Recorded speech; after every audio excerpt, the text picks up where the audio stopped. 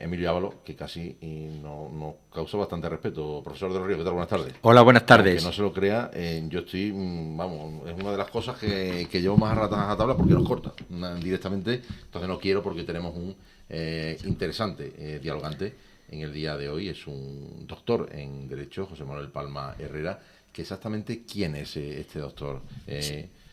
Sí, como bien has dicho, el doctor José Manuel Palma Herrera se licencia en Derecho por la Universidad de Córdoba en el año 93, se doctora en el 99 por la misma universidad, realizando estancias en la Universidad de Bolonia y Muni, consiguiendo plaza de profesor titular de Derecho Penal en el año 2002 y catedrático desde el año 2021. A lo largo de estos años ha impartido docencia en distintas asignaturas adscritas al área de Derecho Penal de la Universidad de Córdoba, tanto de la licenciatura de grado como de doctorado y máster. Es miembro del Grupo de Investigación Estudios Penales y Políticos Criminales.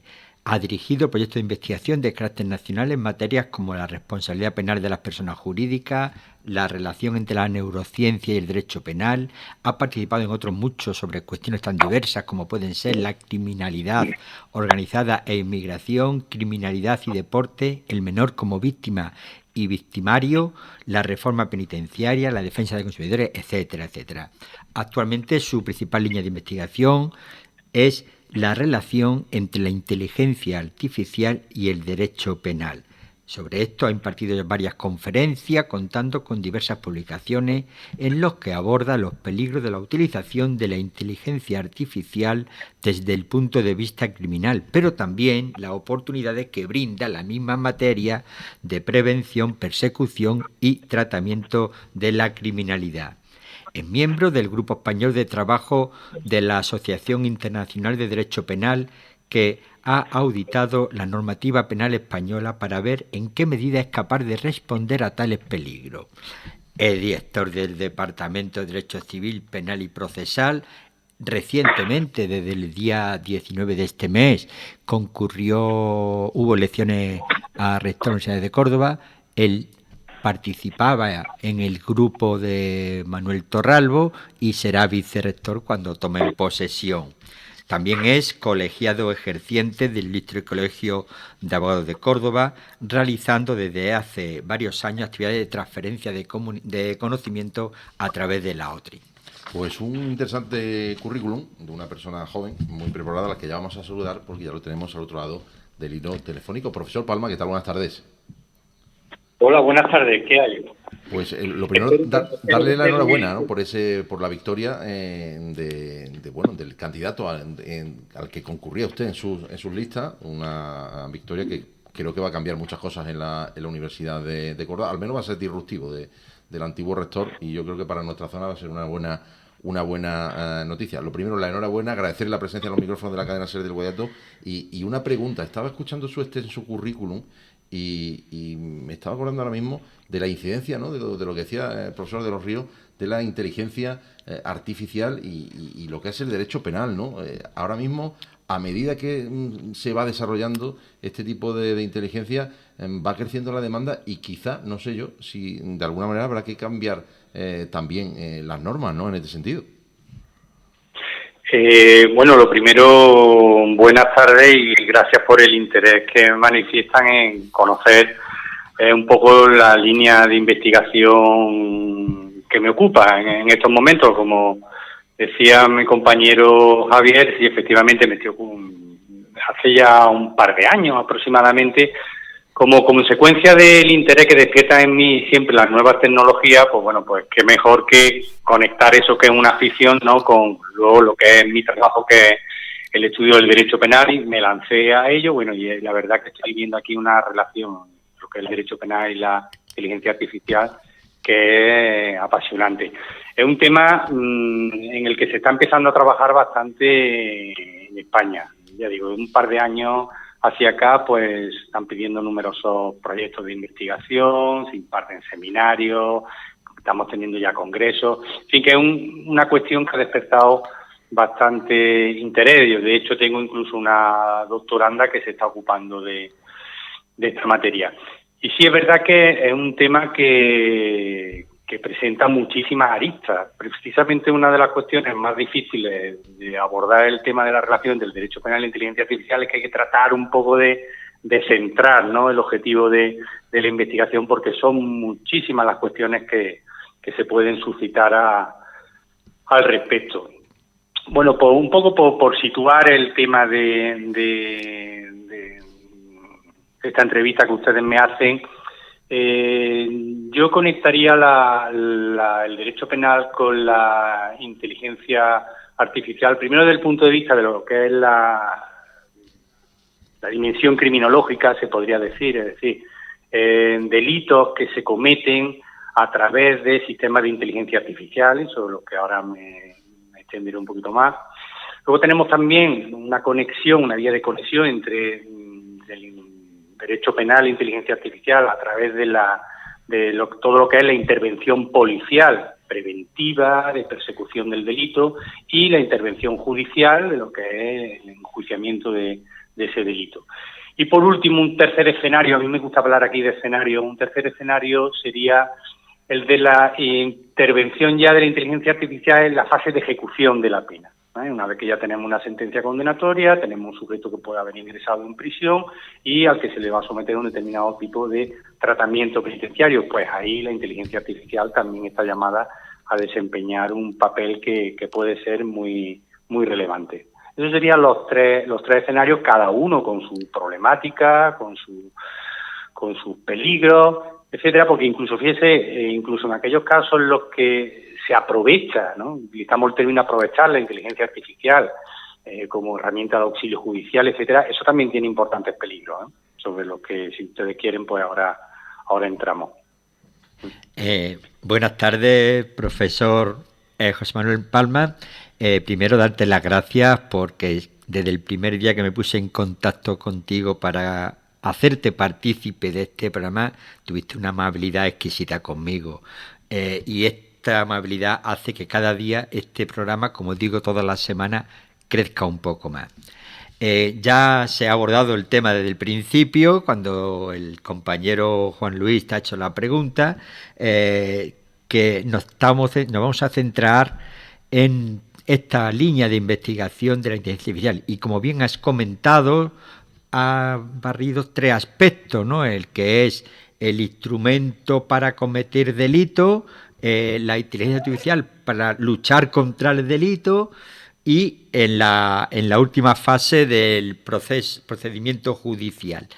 La primera pregunta que me surge es la siguiente.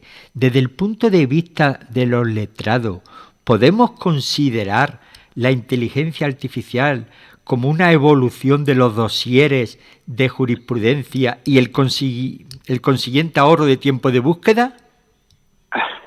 Bueno, eso sí se puede. Esa en realidad es la dimensión menos interesante. Fíjese o me permite que te tutee, Javier, porque nos conocemos, vamos a... Perfecto. Esa sería la dimensión menos interesante. Eso es lo que se conoce como jurimetría. Efectivamente, hoy tenemos una base de datos que, bueno, yo recuerdo cuando yo estudiaba Derecho que teníamos que irnos a los tomos de la Aranzadi, aquellos tomos llenos de polvo que tenían su encanto, pero bueno, era muy farragoso y difícil buscar cualquier tipo de sentencia que nos pudiera resultar de interés. Ahora eso lo tenemos resuelto. Y la inteligencia artificial efectivamente viene aquí a dar un paso más en ese sentido. Sí, vamos a contar, de hecho ya existen, a día de hoy existen herramientas que hacen análisis sobre sobre las posibilidades de éxito en un determinado procedimiento, en un recurso, dependiendo de que utilicemos el argumento jurídico A o el argumento jurídico B, que tienen en cuenta el órgano judicial ante el que vayamos a intervenir, que si se trata de un órgano colegiado tiene en cuenta incluso la persona que vaya a actuar como ponente, y sobre esa base nos hacen una serie de predicciones sobre las posibilidades de éxito o de fracaso que tenemos y nos aconsejan pues llevar el procedimiento por este lado, por este otro lado. Eso existe, pero ya digo, quizás esta sea la parte menos interesante hombre, es muy útil porque ahorra una cantidad de tiempo tremenda, pero es la parte menos interesante, podríamos decir, de la relación entre el derecho penal y la inteligencia artificial. Yo en realidad, además de esta parte no de la que me estoy ocupando, yo de la que me estoy ocupando en mis investigaciones es, bueno, sobre todo ver pues si nuestro Código Penal y la legislación penal especial de la que disponemos está preparada o no está preparada frente a los nuevos retos que van a venir. En este sentido, si me lo permite, creo que tendríamos que empezar distinguiendo lo que es inteligencia artificial y criminalidad de lo que es la criminalidad informática de toda la vida, porque todos los delitos cometidos utilizando herramientas informáticas no es nuevo, esto ya tiene su tiempo y la verdad es que el Código Penal ha sabido adaptarse a las nuevas circunstancias, introduciendo comportamientos de muy diferente naturaleza, la estafa mediante procedimientos informáticos, el hacking, los daños en sistemas informáticos, etcétera. Aquí tenemos un convenio de Budapest, un Budapest sobre ciberdelincuencia en el año 2001 y progresivamente nuestro código se ha ido adaptando a él, ¿no? Pero en realidad esta no es la delincuencia cometida a través de sistemas de inteligencia artificial. Ni siquiera podríamos hablar de tal en los casos de los que intervienen herramientas de inteligencia artificial débil, porque aquí tenemos que irnos a la terminología que se utiliza en el ámbito informático, que se distingue entre una inteligencia artificial débil y la fuerte.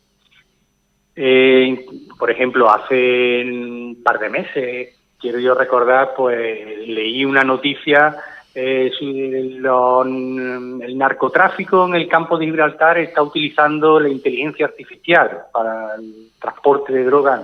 De lo que se trataba era que estaban utilizando drones. No recuerdo muy bien si eran para el transporte o para la vigilancia.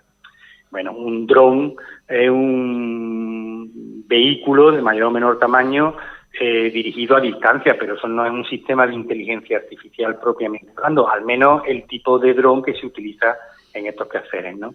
Entonces, esos sistemas de inteligencia artificial débil no son los problemáticos, ¿vale? Los problemáticos van a ser aquellos que tienen capacidad de tomar decisiones autónomas, ¿no? Sí.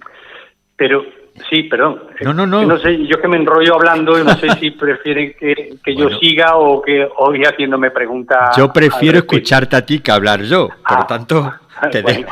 Pues yo sigo y cuando queráis me paráis y ya está. Ya que has parado un momentín, sí, comparto contigo totalmente que esa es la parte menos importante de lo que se considera.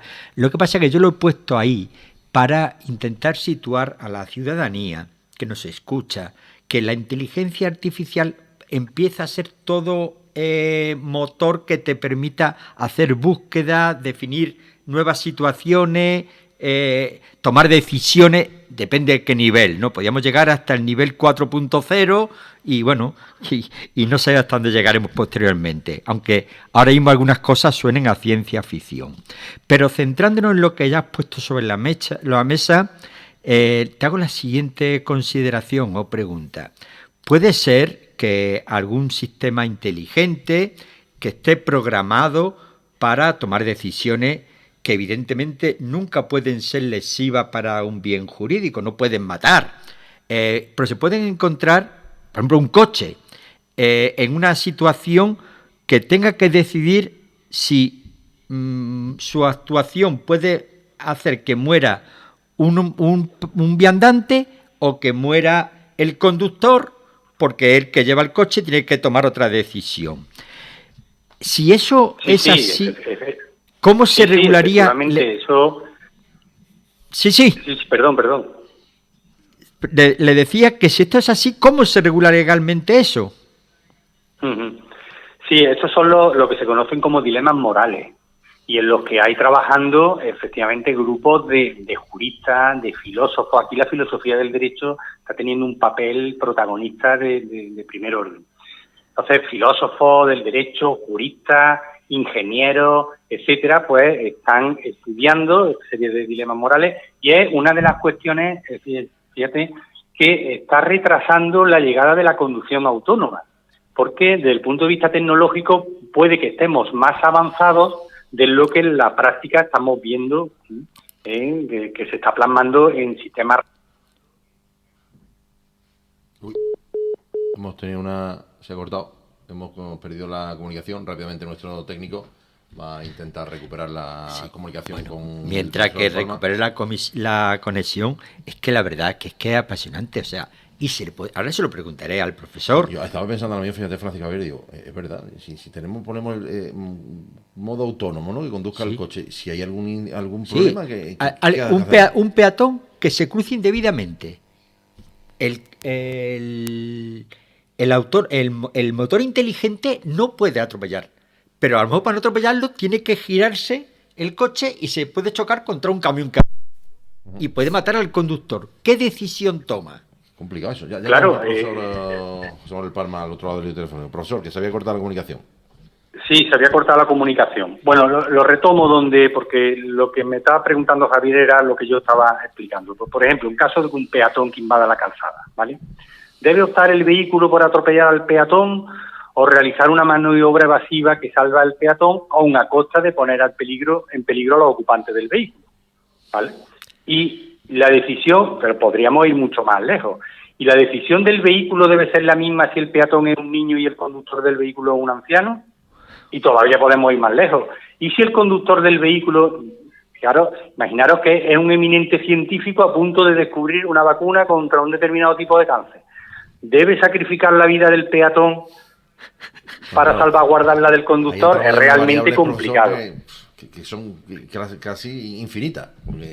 Claro, es que esto es, ya digo, es una de las cuestiones que están frenando la llegada de la conducción autónoma. ¿Cómo se regula legalmente esto? Pues esto habrá que regularlo a escala europea, ¿vale? A escala europea. Contaremos con unas normas que exijan cumplir unos criterios a los sistemas que se comercialicen en el territorio de la Unión Europea y que pueden ser distintos a los sistemas de conducción autónoma que se comercialicen en otros lugares del planeta, porque lo más gracioso es que estas reglas sobre las que los sistemas de inteligencia artificial tomen sus decisiones están suministradas previamente por los seres humanos y pueden ser muy distintas en función del lugar del planeta en el que nos encontremos. Hay un estudio que se lleva a cabo en el Instituto Tecnológico de Massachusetts, en el que es una especie de juego en el que puede participar cualquiera a través de Internet y luego se pueden ver los resultados. Lo que plantean son dilemas morales de esta naturaleza y luego se pueden ver los resultados. Claro, las respuestas que se dan, el valor que tiene la vida en España es muy distinto del que puede tener, por ejemplo, en Bielorrusia o el que puede tener en Japón. Entonces, ni siquiera se va a poder hablar de unas reglas estándar a nivel mundial o a nivel planetario. Van a tener que ser pues por la zona en la que nos encontramos. Es decir, que puede haber vehículos que, dependiendo del lugar en el que circulen, ante determinados dilemas, reaccionen de una forma distinta a cómo lo harían si circulasen en otro lugar. Entonces, de verdad que es un tema que está suscitando ahora muchísima atención y que hay grupos de expertos pues trabajando en ello porque, claro, antes de poner en marcha sistemas de conducción autónomo generalizados, todo esto tiene que estar resuelto. La verdad que es un peligro una situación muy compleja, porque claro, como bien has comentado, a lo mejor en Japón lo programan de otra forma y vamos a poder comprar un coche en Japón que no atienda a la que nosotros nos gustaría que atendiese. Yo no lo sé. Si tendrán que programarlo de forma distinta, si se va a vender en Europa o se va a vender en África o en Japón. Yo que no lo sé. La verdad que tienen ustedes un reto por delante complejo. Y otra pregunta vinculada con esta primera consideración de la inteligencia artificial como instrumento de ser humano para la comisión de delito. Le pregunto, ¿cuáles son los peligros de la utilización de la inteligencia artificial desde el punto de vista criminal? Sí, pues vamos a ver. El primer peligro es que se utilice como instrumento para la comisión del delito. Lo mismo que uno utiliza una pistola, pues utiliza un sistema de inteligencia artificial. De hecho, ya en el año 2015, Europol, ya dio la voz de alarma sobre esta materia. Europol es una agencia de la Unión Europea en materia policial, ¿vale? Entonces ya dio la voz de alarma en este sentido, advirtiendo que cada vez iba a ser más frecuente la utilización de estos sistemas de inteligencia artificial como instrumento para la comisión del delito, sobre todo en un contexto muy concreto, que es el de la delincuencia organizada de carácter transnacional. ¿Con qué fin? Pues buscando ampliar el ámbito espacial de actuación, ampliar los efectos lesivos del delito y dificultar su persecución por parte de las fuerzas policiales. Y además Europol decía, y tengan ustedes en cuenta que esto se puede hacer, bien, creando ex profeso herramientas de inteligencia artificial para cometer delitos, o bien mediante una simple manipulación a través de software malicioso de herramientas con las que hoy contamos todos y que podemos tener en nuestra casa. Entonces, ese es el primer, digamos, la primera forma de conexión entre delincuencia y e inteligencia artificial como instrumento. Segunda posibilidad. Claro, los sistemas de inteligencia artificial son sistemas tremendamente complejos. Es verdad que la inteligencia artificial se está fijando en la neurociencia con el fin de conseguir trasladar a los sistemas informáticos la robustez frente a los errores que tiene el sistema nervioso. Pero bueno, esto hoy por hoy no está conseguido. Es decir, que son sistemas que sufren errores. Sufriendo errores, esos errores podrían traducirse también en la producción de resultados lesivos para las personas, para el patrimonio, etcétera, etcétera. Tercera posibilidad, que esta es la más peligrosa, y es la más difícil de controlar. El sistema de inteligencia artificial que sea capaz de tomar decisiones de manera autónoma que escapen incluso a lo que sus constructores o diseñadores podrían haber previsto. Es decir, que el sistema de inteligencia artificial, con capacidad para aprender por sí mismo, pues tome de manera autónoma la decisión de realizar un acto lesivo. Ya digo, este es el mayor de los problemas, porque los otros dos, es decir, cuando se utiliza como instrumento, en los casos de errores, de funcionamiento, etcétera, el derecho penal tiene herramientas, ¿vale? Tiene mecanismos, tenemos con qué salir al paso. Pero el problema último es mucho más peliagudo. Ahí, claro, no estamos hablando de un sistema que funcione mal, no estamos hablando de un sistema que sea utilizado expresamente para la comisión de un delito. Entonces, la posibilidad de atribuir responsabilidad penal a la persona jurídica que está detrás del sistema de inteligencia artificial es mucho más complicada. Aquí va a ser necesario poner en marcha mecanismos relacionados con lo que se conoce como principio de precaución. ¿Y esto qué significa? Pues esto significa que no se deberían autorizar aquellos sistemas de inteligencia artificial en los que no esté absolutamente descartada la posibilidad de que acaben produciendo resultados lesivos en los bienes jurídicos ajenos. Y por ahí es por donde van los tiros en el ámbito de la Unión Europea. Por ahí que van. Querido profesor, lamentablemente la radio es como es y a las 2 que nos cortan el programa.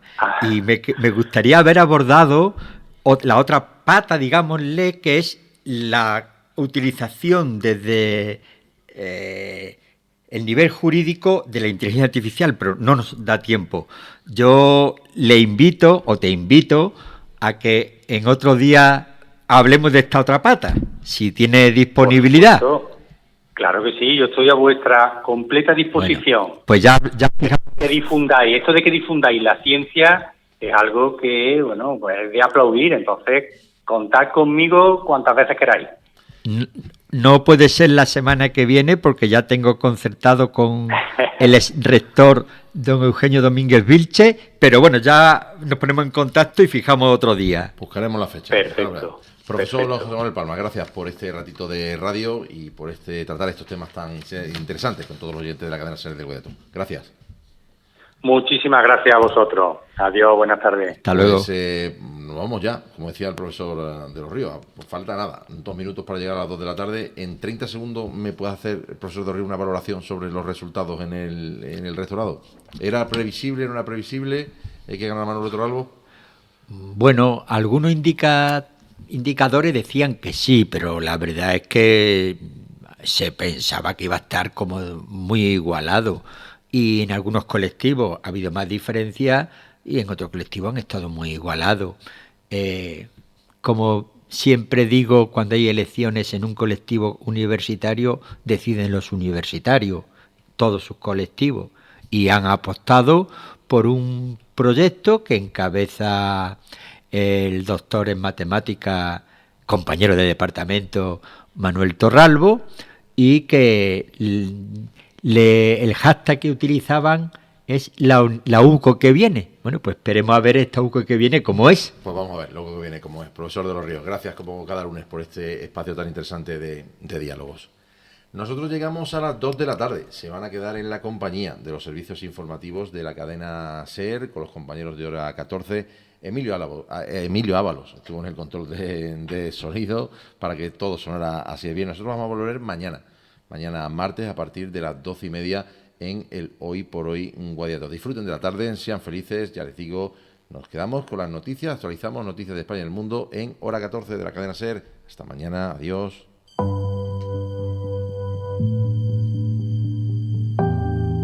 En la cadena SER del Guadiato, Diálogos. Un espacio de Radio Peñarroya para escuchar, comprender, para razonar. Diálogos, con la firma de Francisco Javier de los Ríos.